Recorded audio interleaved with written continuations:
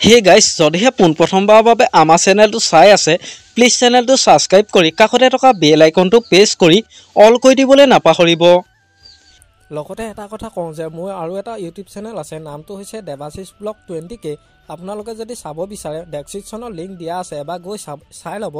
ৰেঙনি টিভিত সম্প্ৰচাৰিত হৈ থকা গুণগুণ কথা মৰ্ম চিৰিয়েলত কুইনৰ চৰিত্ৰত অভিনয় কৰা অভিনেত্ৰীগৰাকী আচলতে হয় কোন, ঘৰ ক'ত, কাৰ সৈতে আছে প্ৰেমৰ সম্পৰ্কত, সবিশেষ জানিব পাৰিব আজি এই ভিডিঅ'টোৰ মাধ্যমেৰে।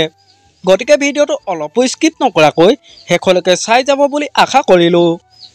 ৰেঙনি টিভিত সম্প্ৰচাৰিত হৈ থকা গুণগুণ কথা মৰ্ম চিৰিয়েলত কুইনৰ চৰিত্ৰত অভিনয় কৰা অভিনেত্ৰীগৰাকী আচল নামটো হ'ল অলিম্পিকা শইকীয়া।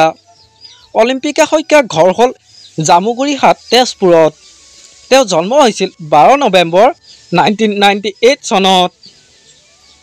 অভিনেত্ৰীগৰাকীৰ পৰিয়ালত মাক আৰু দেউতাক আছে। তেখেতৰ মাকৰ নাম হ'ল মাজনী শইকীয়া আৰু দেউতাকৰ নাম হ'ল দিগন্ত শইকীয়া। অলিম্পিকা শইকীয়াৰ শিক্ষাগত অৰ্হতা হ'ল তেওঁ স্কুলীয়া শিক্ষা পঢ়িছিল শংকৰদেৱ শিশু বিদ্যা নিকেতন আৰু কলেজ পঢ়িছিল ত্যাগবীৰ হেম বৰুৱা কলেজ আৰু শেষত আছামিজত মেজৰ লৈ BA কমপ্লিট কৰিছে।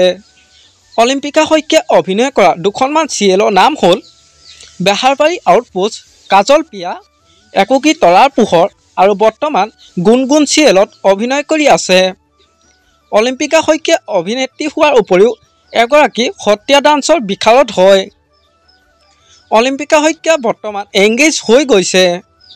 আপোনালোকে বাৰু গুণগুণ কথা মৰমত চিৰিয়েলখনত অলিম্পিকা অভিনয় চাই কেনেকুৱা পাইছে মোক এটা কমেণ্ট কৰি জনাবচোন।